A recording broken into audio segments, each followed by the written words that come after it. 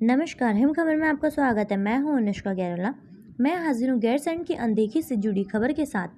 सरकार गैरसैंण को उत्तराखंड की ग्रीष्मकालीन राजधानी घोषित कर चुकी है, लेकिन इस बार प्रदेश सरकार राज्य विधानसभा का ग्रीष्मकालीन सत्र भी ग्रीष्मकालीन राजधानी गैरसैंण में आहूत नहीं कर रही है। सरकार ने बजट सत्र देहरादून में आहूत करने का निर्णय लिया है। कांग्रेस व यूकेडी सरकार द्वारा बजट सत्र गैरसैंण में आहूत न किए जाने पर सरकार की ग्रीष्मकालीन राजधानी की मंशा पर सवाल उठा रहे हैं। इन दलों का कहना है कि जब विधानसभा का ग्रीष्मकालीन सत्र ही गैरसैंण में नहीं हो रहा, तो फिर गैरसैंण कैसी ग्रीष्मकालीन राजधानी। इन दलों का कहना है कि सरकार गैरसैंण को लेकर बिल्कुल भी गंभीर नहीं है। गैरसैंण में बजट सत्र आहूत करने को लेकर सरकार द्वारा तरह तरह के बहाने बनाए जा रहे हैं।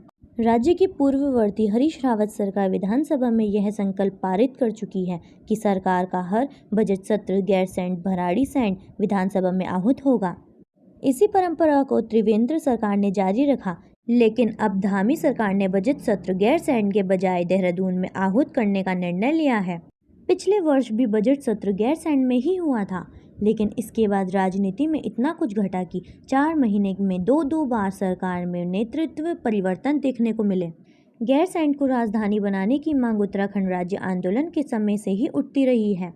त्रिवेंद्र सरकार ने गैरसैंण को ग्रीष्मकालीन राजधानी बना कदम तो बढ़ाए, मगर साल में एक विधानसभा सत्र के आयोजन के अलावा गैरसैंण में ऐसा कुछ होता नहीं जिससे लगे कि यह भी राजधानी है। इस बार तो गैरसैंण में बजट सत्र भी सरकार आहूत नहीं कर रही है। गैरसैंण को लेकर भाजपा की सरकारों ने बड़े बड़े दावे किए थे। उन्हीं दावों को पूरा करने की चाह में भाजपा के पूर्ववर्ती सीएम त्रिवेंद्र सिंह रावत ने गैरसैंण को ग्रीष्मकालीन राजधानी और गैरसैंण को कमिश्नरी बनाए जाने की घोषणा की थी। यही नहीं, आम चुनाव के बाद पहला सत्र भी गैरसैंण में कराने का दावा किया गया था, लेकिन सत्ता के मुखिया बदले तो पिछले सीएम के फैसलों पर भी नजरें टेढ़ी होने लगी। उत्तराखंड की जनभावना से जुड़े गैरसैंण पर भाजपा के नए मुखिया का रवैया कुछ बदला हुआ लग रहा है। पूर्व में भाजपा के सीएम द्वारा घोषित ग्रीष्मकालीन राजधानी गैरसैंण में बजट सत्र न आयोजित करना इसी ओर इशारा कर रहा है। गैरसैंण पर मौजूदा सरकार की बेरुखी के चलते विपक्ष भी सरकार पर हमला कर रहा है।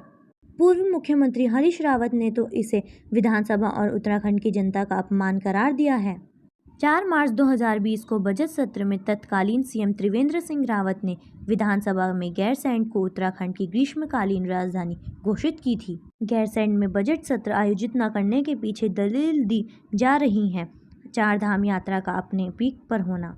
अब सवाल यह उठता है कि सरकार जब ग्रीष्मकाल में ही गैरसैंण में विधानसभा सत्र नहीं करा रही है, तो मानसून और शीतकाल के सत्र का तो यहाँ सोचा भी नहीं जा सकता। ऐसे में उत्तराखंड के ग्रीष्मकालीन राजधानी के अस्तित्व पर भी सवाल खड़े होने लाजमी हैं।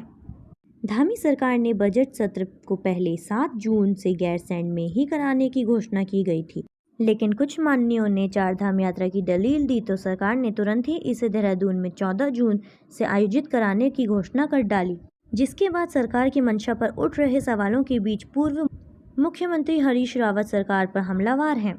उन्होंने धामी सरकार के बजट सत्र को गैरसैंण में न करना विधानसभा और उत्तराखंड की जनता का अपमान बताया।